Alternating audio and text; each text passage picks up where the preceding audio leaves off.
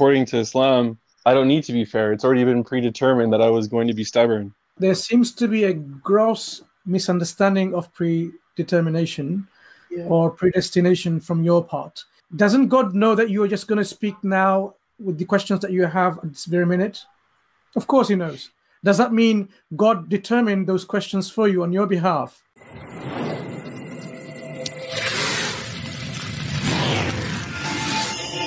Yeah, go ahead, Brother One Love. Bob Marley here? Hi. No, I'm not Bob Marley. Just a question for you. If there is no compulsion in Islam, can you explain Quran 9:29?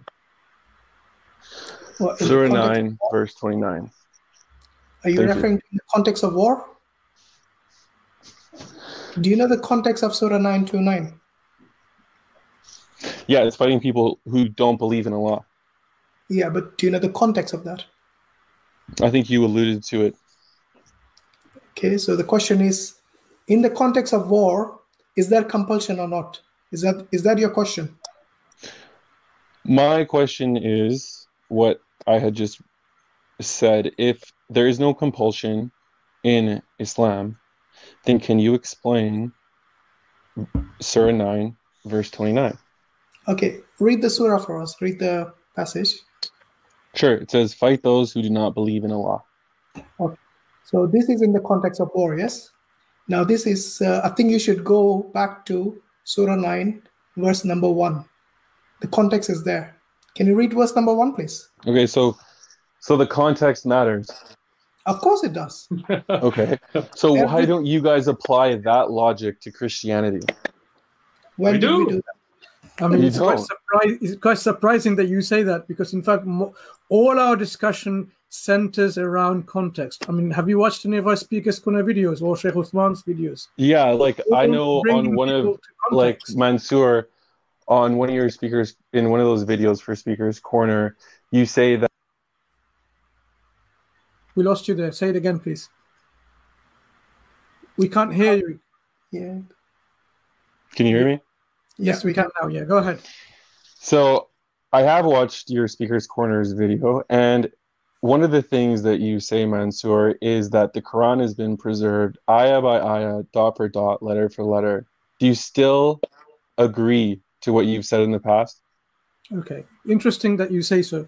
So now you're talking about, I mean, I can answer that question easily. Of course, Quran is preserved. Every Muslims believe in that. Just because few critics here and there bring along this question doesn't mean that, you know, somehow the Quran is no longer preserved. But I want to bring you back again. I mean, you need to be really discussing the topic. First, you come along asking about how do you reconcile this when Quranic verse seems to command you to fight or kill when there's no compulsion in religion. Now, when this is answered, you've now turned to a totally different question, which is totally unrelated to your first question or even to this topic. Is the Quran preserved or not? Perfectly preserved. What I would like to ask you is this. Sure. Do you know what topic we're discussing today with Shaykh Uthman? I think the topic of the video was Mansur and Hashim host a surprise guest. Yeah. On what? I don't know. I actually just tuned in. Right. Okay. So the topic we were discussing, obviously, we probably have, you know, tuned in a bit later, is concept of salvation in Islam and Christianity. You said you're a Christian. Is it okay that we ask you a question about salvation? Or you can ask us. Sure. Yeah. Sure. Yeah. Yeah. Do you believe God can forgive? Yes. Without any payments. Without any payments.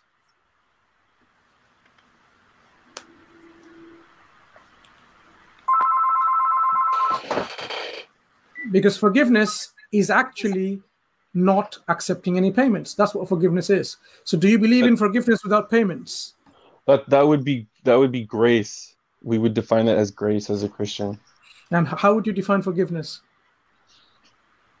Well, forgiving somebody would be to accept them for who they are and the mistakes that they've made.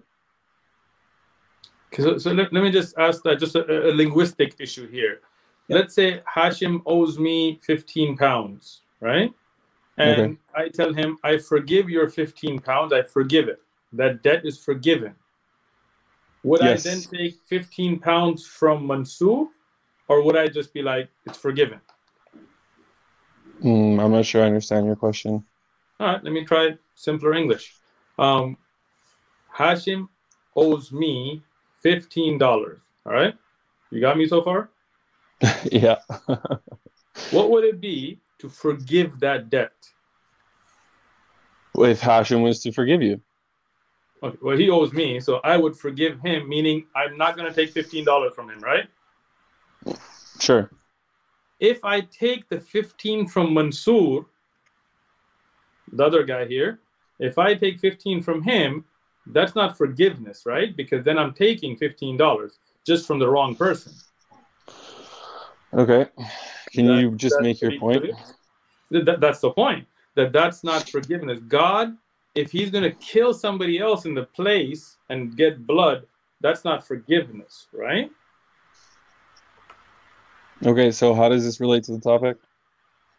The topic is about salvation in Islam versus Christianity. So how salvation works in Christianity is that it's, I'll give you one passage from the Bible. It's in Hebrews chapter 9, verse number 22. It says very clearly, there is no forgiveness without the shedding of blood. In Islam, there is no requirement for shedding of any blood, either an animal or a human. Allah is more than capable with His mercy and His justice and His grace and His wisdom and love to forgive whom He likes. Yes. Well, what does Allah have to forgive for if from my understanding, that because of that surah where, or is it the hadith, I can't remember, where Adam and Moses get into an argument and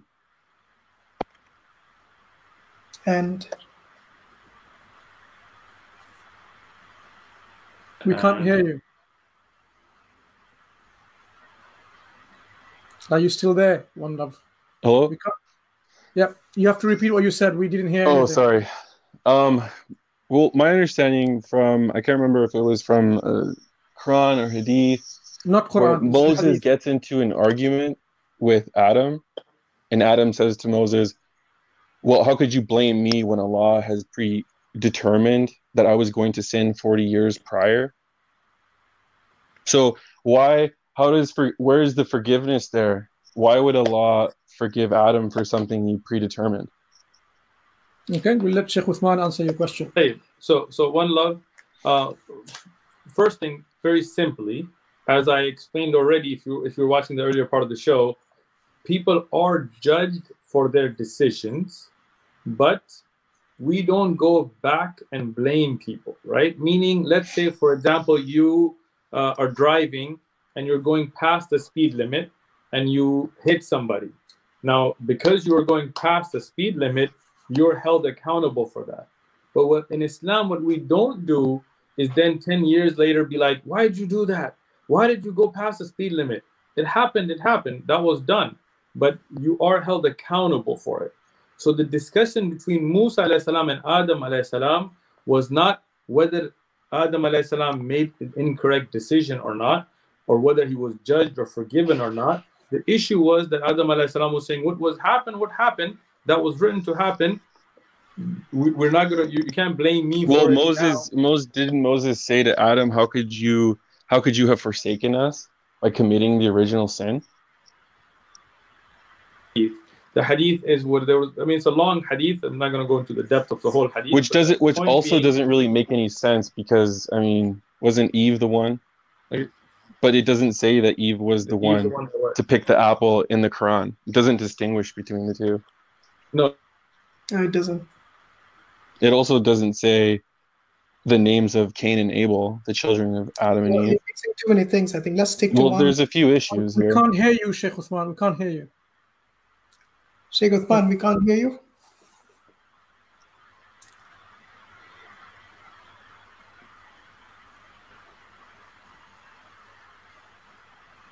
No. Can you speak at the same time so we can follow your voice? No, we can't hear you. Okay. So one love, I think, instead of answering my question, I think you deflected it to the hadith. And the hadith is nothing to do with the original sin. Well, it does, because you're talking about forgiveness. So how can Allah forgive something that he's already predetermined? If you look at the end of the hadith, what does the end of the hadith says? It says Adam had one better over Musa. That means his response was better than that of Musa. Moses assumed that the fault of the fault of this sin and everything, yes, it's like that of Adam. But Yes. Adam, this was already decreed. So how can you blame me for something that I had no decision in? Yes. So now Exactly. look, the point that I was making was quite different. Yes. What I was asking you is that how can someone else substitute to be punished for the sin of another? So, like the analogy that Shaykh Uthman explained to you, if person A owes person B money, yes, then person B is the one who can forgive without asking for any payment from person A or even a person C. That is called forgiveness, where he doesn't demand anything in return. Do you see what I mean? Yeah. I think your understanding of forgiveness seems to be some sort of I don't know. It doesn't mean what the linguistic meaning of forgiveness is. Where you my question was because it's Christianity versus Islam. So my question is, how can Allah forgive when he's predetermined what Muslims are going to do? No. What you need to do is, first you need to answer from Christianity what your position is. Can someone who did not commit a sin be punished for someone who did commit a sin?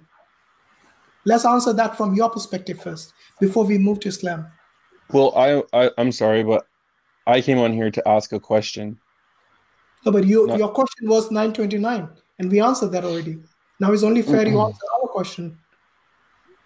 Right, but according to Islam, I don't need to be fair. It's already been predetermined that I was going to be stubborn. Okay, just to clarify this, there seems to be a gross misunderstanding of predetermination or predestination from your part. I mean, doesn't God know that you are just going to speak now with the questions that you have at this very minute? Of course he knows. Does that mean God determined those questions for you on your behalf? The way that God understands all time and all choices is God's will. It's not up to me. No, I asked you a specific question. Maybe it's not clear. So did God know the questions that you are going to ask now in this live stream? Sure. Okay. Did he predetermine those questions on your behalf? Not according to my belief. Neither according to our belief as well. So why are you imposing a belief that you don't hold on our belief, which is not clearly something that we hold either? Well, no, that's what it says in the verse. I'm just asking what it says in the verse. It's not a verse. So this is again a misunderstanding of the hadith. So perhaps the hadith, sorry. So you can reflect on the hadith and look at the commentaries and so on. So you've not only misunderstood the hadith, and based on that, you're actually formulated the whole belief system that Muslims don't hold in the first place. Anyway, one love, I think we have several questions from you. We have other guests waiting, so thank you for your questions. And we move on to our next guest.